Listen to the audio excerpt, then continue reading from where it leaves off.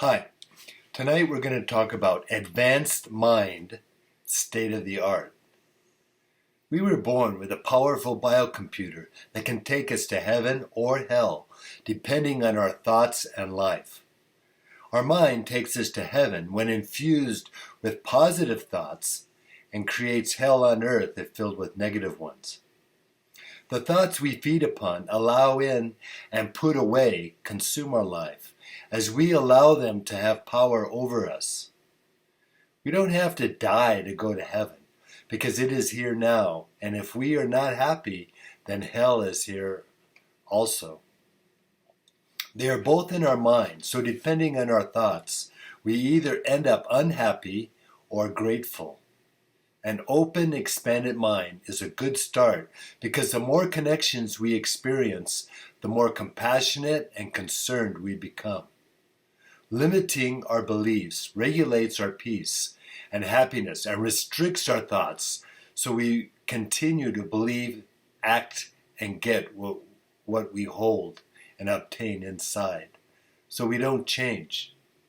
Our organ of sight is useless if our mind is deprived of sight and unable to see. Amit Ray says, mind is a flexible mirror. Adjust it to see a better world. Carl Sagan said, who is more humble? The scientist who looks at the universe with an open mind and accepts whatever it has to teach us, or somebody who says everything in this book must be considered the literal truth, and never mind the fallibility of all the human beings involved. We are the ones who build walls around our mind, so we can't see. But we are also the ones who push past the threshold and into the portal that exceeds the capacity of our mind. Heaven is complete, all out inclusion of everything and everyone with love. So hell is omission or exclusive from it. Our mind can take us to heaven, heaven's gate, or the stairway to heaven, but it doesn't know how to climb the stairs. The power of thought and the quest to know more brings us to the spirit. The spirit is at a higher state of consciousness than the mind in the physical realm. Heaven is here now, in our core and all around us, but at a higher frequency, so we can't see it unless we enter a higher state of consciousness. Therefore, our return to heaven is not an intellectual process, and it is not based on our knowledge or comprehension. Osho said, heaven and hell are not geographical. If you go in search of them, you will never find them anywhere. They are within you. They are psychological. The mind is heaven. The mind is hell. And the mind has the capacity to become either. But people go on thinking everything is somewhere outside. We always go on looking for everything outside because to be inwards is very difficult. We are outgoing.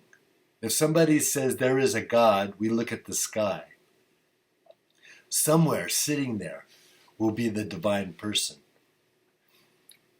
Excuse me. It is sad that religion has become a political diversion, preventing us from giving full attention to the Spirit.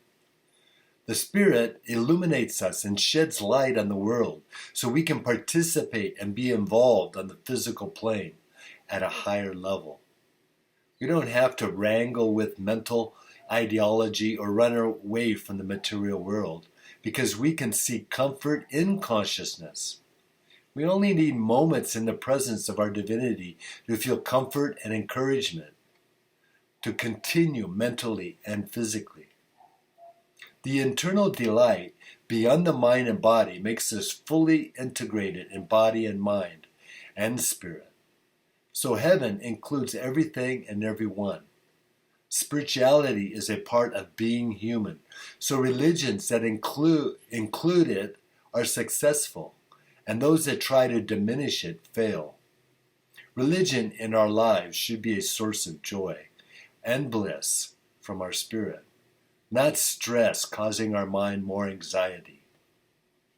Ralph Waldo Emerson said, "For every minute you remained angry, you give up 60 seconds of peace of mind." Marcus Aurelius said, "You have power over your mind, not outside events. Realize this and you will find strength." Lao Tzu said, "If you correct your mind, the rest of your life will fall into place." The first step to escape hell is to be free from our thinking, because we create hell in our mind, and then it becomes our reality. If we think we have reached our limit, or our hardships are permanent, then they are permanent, and we have reached our limit. Our limits and fears are a state of mind and exist only in our mind, creating our hell. The escape from hell to heaven comes when we have meaningful connections with the physical, mental, and spiritual. Our full involvement with life is not due to our location, but with the inner realm of consciousness. Our mental and physical existences are temporary, presenting us with lessons and experiences that point out the meaning of life. Life is constantly changing from separation to unity, from difficulty to effortlessness, as we learn from adversity. The road to heaven winds through the good times and the bad times of the mind, because it is in duality. But pointed in the right direction, it takes us to the spirit. Once we realize we are not our body or mind in duality, but their observer in the soul consciousness, then suffering ends and we are in the natural state of heaven, non-duality. Buddha said, "Rule your mind or it will rule you." While Get Singh says, "The aim of life is no more to control the mind, but to develop it harmoniously, not to achieve salvation hereafter, but to make the best use of it below." Einstein said, "A calm and modest life brings more happiness than the pursuit of success combined with constant restlessness." John Milton in Paradise Lost said, "The mind is its own place, and in itself can make a heaven or a hell of heaven, or a hell of heaven." Thank you.